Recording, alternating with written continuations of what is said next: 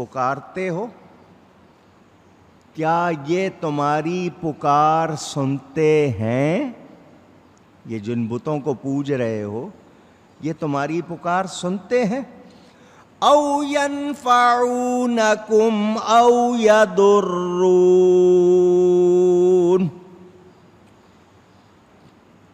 کیا یہ تمہیں نفع یا نقصان پہنچاتے ہیں؟ تمہارا کچھ بھلا برا کرتے ہیں؟ کن کی بات ہو رہی ہے؟ پوچھ رہا ہوں، زور سے کہیے، بتوں کی بات ہو رہی ہے۔ یہ آیت پڑھ کر کوئی لگا دے مسلمانوں پہ، ظالم ہے یا نہیں؟ ذکر ہو رہا ہے بتوں کا، لگا دیں نبیوں ولیوں پر یا قبروں پر کہ تم قبروں کے سامنے بیٹھتے ہو، وہ بتوں کے سامنے بیٹھتے ہیں، تم میں ان میں فرق کیا ہے؟ جو ایسا کہے بتائیے ظالم ہے یا نہیں؟ اونچی اب سنیں، بت سنتے ہیں؟ نہیں۔ بت کچھ کر سکتے ہیں؟ نہیں۔ ہمیں حکم ہے مسلمانوں کے قبرستان جائیں تو جا کر کیا کریں؟ سلام۔ کیا کریں؟ اگر قبروں والے سنتے نہیں ہیں تو سلام کا حکم کیوں دیا ہے؟ اگر قبروں والے سنتے نہیں ہیں تو پھر سلام کا حکم مذاق ہو جائے گا یا نہیں؟ اللہ والے اللہ کی عطا سے بہت کچھ کر سکتے ہیں، بت کچھ بھی کر سکتے نہیں۔ بتوں کی وہ پوجا کرتے تھے، ہم اللہ والوں کی پوجا کرتے نہیں۔ فرق ہے یا نہیں؟ اس کے باوجود کوئی آپ کو قبر پجاری کہ وہ بتوں کی پوجا کرتے تھے، تم قبروں کی پوجا کرتے ہو، جو ایسا کہے ظالم ہے یا نہیں؟ کیونکہ کوئی مسلمان کسی قبر کی پوجا نہیں کرتا، اللہ والوں کی قبر کی تعظیم کرتے ہیں کیونکہ اس میں اللہ والے ہیں۔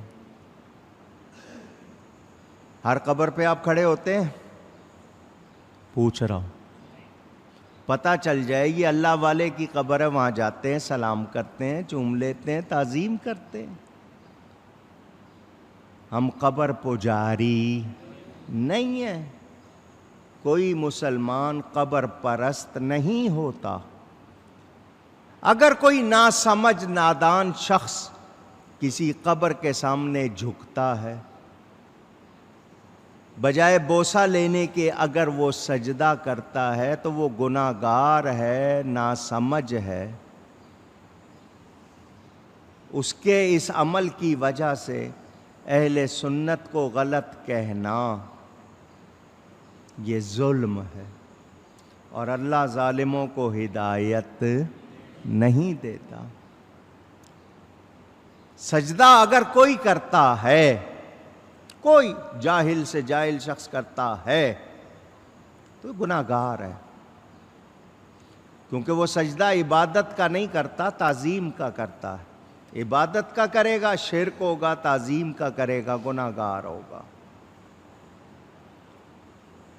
ہاں، قدم بوسی کے لیے جھکتا ہے وہ اور بات ہے، آستانہ بوسی کرتا ہے وہ اور بات ہے، مگر کوئی بھی کسی قبر کی پوجا نہیں کرتا۔ وہ لوگ بتوں کی پوجا کرتے تھے، ان کا یقین تھا یہی نفع دینے والے، یہی نقصان دینے والے، یہی سب کچھ کرنے والے۔ تو حضرت ابراہیم ان سے فرما رہے ہیں ان کی پوجا کرتے ہو، سنتے ہیں تمہاری ہی پکار کو، تمہارا کچھ بھلا برا کرتے ہیں؟ یعنی ان بتوں میں ایسی کوئی بات نہیں ہے یہ کسی کو فائدہ پہنچانے نقصان دینے کی طاقت رکھتے۔ قالوا بل وجدنا آباءنا كذلك يفعلون. وہ کہنے لگے ہم نے اپنے باپ دادا کو ایسا ہی کرتے دیکھا اس لیے کرتے ہیں. ہمارے باپ دادا کرتے تھے ہم کرتے آ رہے ہیں. یعنی ہم بت پرستی کچھ سمجھ کر نہیں کرتے بلکہ اپنے باپ دادا کی نقل کر رہے ہیں.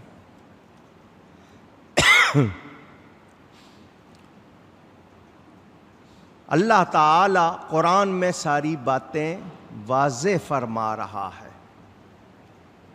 وہ لوگ بتوں کی پوجا کرتے تھے، بتوں کو نقصان دینے والا یا نفع دینے والا مانتے تھے. کوئی مسلمان اللہ کے سوا کسی کو ذاتی طور پر کمال والا نہیں مانتا. کوئی خود سے کمال والا، بہت زور سے کہیں، نہیں. جس کسی میں جو کمال ہے وہ رب کا دیا ہوا ہے، اللہ تعالی کا عطا کیا. اب ذرا میری 2-3 باتیں سن لیں کیونکہ آپ لوگ دوسروں کے کہنے میں کہیں آ کے ادھر ادھر خیال نہ کر بیٹھے. میں سمجھا رہا ہوں. آنکھ کس نے دی ہے؟ اللہ تعالیٰ نے. اس آنکھ میں دیکھنے کی قوت کس نے رکھی ہے؟ اللہ تعالیٰ. اللہ کسی کے لیے زیادہ رکھ دے کیا ہم انکار کریں گے؟ اور پھر اللہ فرماتا ہے جو میرے پیارے بن جاتے ہیں ان کی آنکھ میں بن جاتا ہوں. تو آنکھ میرے پاس بھی ہے، آنکھ آپ کے پاس بھی ہے، آنکھ اللہ والے کے پاس بھی ہے. آنکھیں برابر مگر کیفیت، صلاحیت، قابلیت، عطا ایک جیسی نہیں. اللہ فرما رہا ہے اس کی آنکھ میں بن جاتا ہوں. وہ دور بھی دیکھ لیتا ہے، وہ نزدیک بھی. آپ لوگ بڑے سمجھدار ہو. آج سائنس نے لینز بنا دیے، لینز، مشینیں، دوربین، پتہ نہیں کیا کیا بنا دیا ہے. وہ دوربین میں سے دیکھیں تو آپ کو میلوں تک نظر آ جاتا ہے. اور اب تو بات ٹیکنالوجی کی اور کہاں تک پہنچ گئی ہے. آپ کہاں کتنے فاصلے پہ دیکھنا چاہتے ہیں وہ انہوں نے لینز بنا لیے. ایک شخص کو میں کہوں کہ یہ مٹی سے بنا ہے لینز، عدسہ کہتے ہیں، شیشہ کہہ لیں آپ، مٹی سے بنا ہے، پاؤڈر بنتے ہیں، اس میں کیمیکل ڈالا، دیکھنے والا بنا دیا. آپ یہاں کراچی سے بیٹھ کر ٹیکنالوجی امریکہ میں، آپ کو ویسے کہتے ہیں نا 7 سمندر پار، کوئی چیز کسی کے گھر میں دیکھنی ہے ٹیکنالوجی نے بتا دیا، دیکھ سکتے ہیں. میں ایک نوجوان کو کالج میں، یونیورسٹی میں پڑھاؤں کہ انسان نے مٹی سے ایک لینز بنایا، شیشہ بنایا، جس سے وہ ہزاروں میل دور چھوٹی سے چھوٹی چیز دیکھ سکتا ہے. اور ساتھ ہی یہ کہوں کہ اللہ کا نبی دیوار کے پیچھے نہیں دیکھ سکتا، معاذ اللہ. کیا اثر پڑے گا اس کے ذہن پہ کہ انسان کی بنائی ہوئی چیز ہزاروں میل دور چھوٹی بڑی اندھیرے روشنی میں دیکھی جا سکتی ہے. آئٹم جو سب سے چھوٹی چیز ہے اس کے بھی ٹکڑے کر دیے ہیں، یا کہتے ہیں کہ آئٹم کے نہیں ٹکڑے ہو سکتے، واللہ عالم، ابھی اس بحث میں ہی ہیں. وہ چھوٹا سا ذرہ وہ دیکھا جا سکتا ہے، یہاں نہیں دور دیکھا جا سکتا ہے. اور اللہ کے نبی ولی کے لیے کہیں کہ وہ نہیں دیکھ سکتے تو بولو یہ عقل کی بات ہوگی؟ اونچی. وہ کہے گا جب انسان جس کو اللہ نے عقل دی ہے اس نے یہ کمال حاصل کر لیا, شیشہ بنا لیا, تو روحانیت کا مقام بہت بلند ہوتا ہے, اسپریچول پاور بہت ہائی ہوتی ہے فزیکل پاور سے. تو اب پتہ کیا چلا, یہ انسان مشین سے دیکھتا ہے, اللہ کا نبی ولی اللہ کے نور سے دیکھتا ہے. اور اللہ نے اس کو جتنی طاقت دی ہے وہ ٹیکنالوجی کو وہ طاقت مل سکتی نہیں.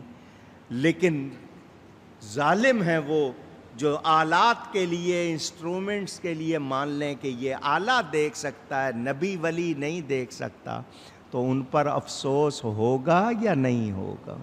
اونچی جی. پتھر کے اندر رگیں کتنی ہیں, کیا کیا چیز ہے, ایک ایک چیز آپ دیکھ لیں. وہ آپ کی بنائی ہوئی شیشہ جو لینز ہے وہ دیکھ لے, اس کی آنکھ دیکھ لے, کیمرے کی آنکھ دیکھ لے, اللہ کے نبی کی آنکھ نہ دیکھے, ولی کی آنکھ نہ دیکھے, کیسی بات ہے.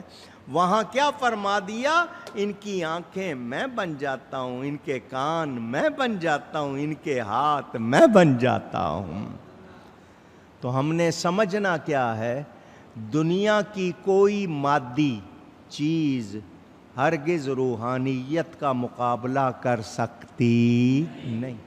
اللہ جس کو طاقت دے وہ ہم مانتے ہیں. تو انہوں نے بتوں کے لیے کہا یہ بڑا کچھ کر سکتے ہیں. تو حضرت ابراہیم نے فرمایا کیا تمہاری پکار سنتے ہیں, تمہیں کوئی نفع نقصان کوئی دیتے ہیں؟ انہوں نے کہا جی ہم اپنے ماں باپ کو دیکھتے آئے ہیں, ایسا کر رہے ہیں. تو یاد رہے وہ مشرک تھے, بتوں کی پوجا کرتے تھے. آج اللہ والوں کی تعظیم کرنے والوں کو ان جیسا کہنا یہ نہایت ظلم ہے. ہم اللہ کے سوا کسی کی پوجا کرتے, پوجا ہندی کا لفظ ہے, عبادت, پرستش, عبادت, ورشپ جو بھی, تو ہم اللہ کے سوا کسی کی عبادت نہیں کرتے. وہ لوگ بتوں کی عبادت کرتے تھے. فرق ہے, جب فرق ہو جائے برابری نہیں ہوتی, جب برابری نہیں تو شرک بھی نہیں. حضور صلی اللہ علیہ وسلم کا فرمان بخاری شریف میں ایک مرتبہ نہیں 3 مرتبہ حدیث, فرمایا مجھے اپنی امت سے شرک کا خوف نہیں ہے, مجھے اپنی امت سے شرک کا خوف نہیں ہے, مجھے اپنی امت سے شرک کا خوف نہیں ہے. اس بات کا ڈر ہے میری امت دنیا کو زیادہ پسند کرنے لگ جائے گی. شرک کا خوف نہیں. ہم نبی کے امتی ہیں, ان کو شرک کا خوف نہیں, اور یہ بات بات پر شرک کرتے ہیں تو ان کو شرک کی سمجھ نہیں.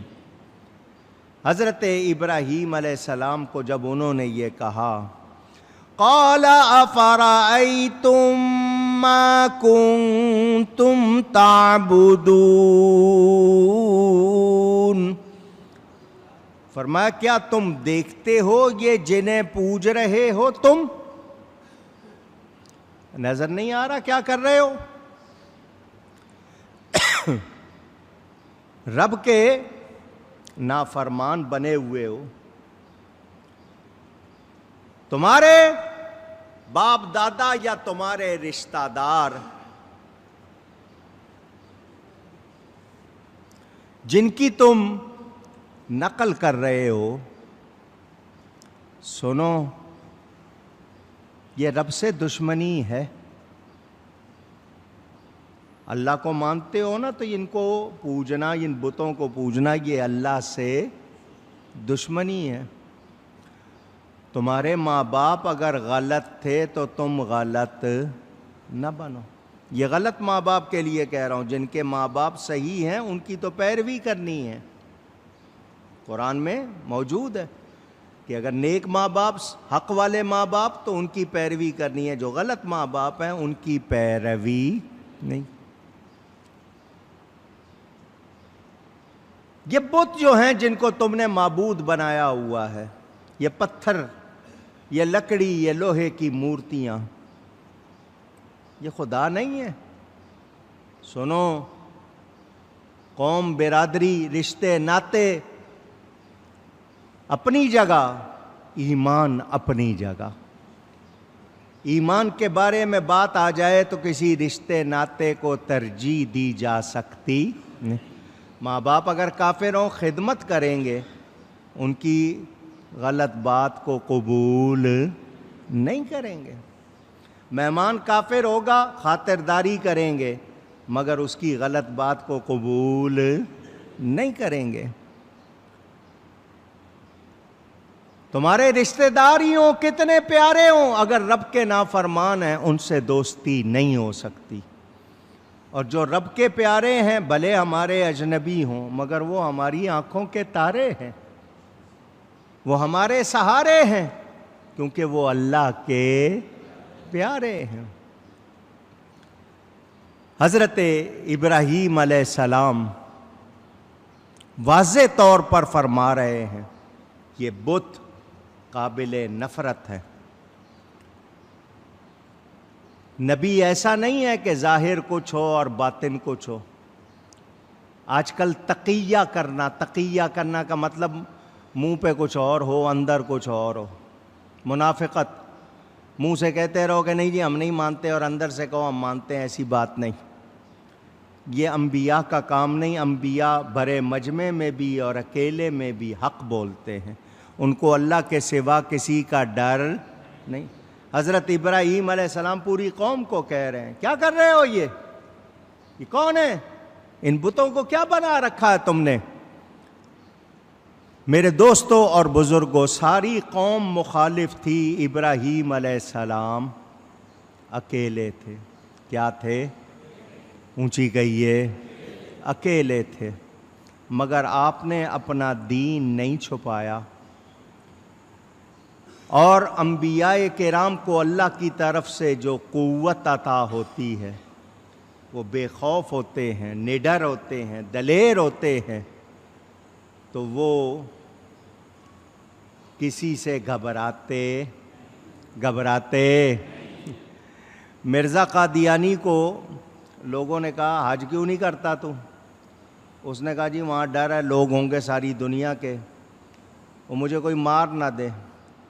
تو جو لوگوں سے ڈرتا ہے وہ کدھر سے نبی ہو گیا؟ افغانستان میں اس نے اپنے نمائندے بھیجے، افغانستان والوں نے ان نمائندوں کو قتل کر دیا اور کہا تو نہیں، نبی سے کہے خود آ۔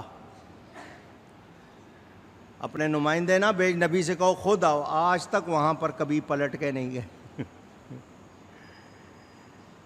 میرے دوستوں اور بزرگوں، کچھ لوگ سمجھتے ہیں شاید ان کے پاس کوئی دلیل ہوگی، نہ، یاد رکھنا جو اللہ کے نبی صلی اللہ علیہ وسلم کا دامن چھوڑ دے، جو اللہ تعالیٰ کے رسول سے ناطہ توڑ لے، ہم اس سے ناطہ جوڑ سکتے نہیں، کوئی گنجائش نہیں۔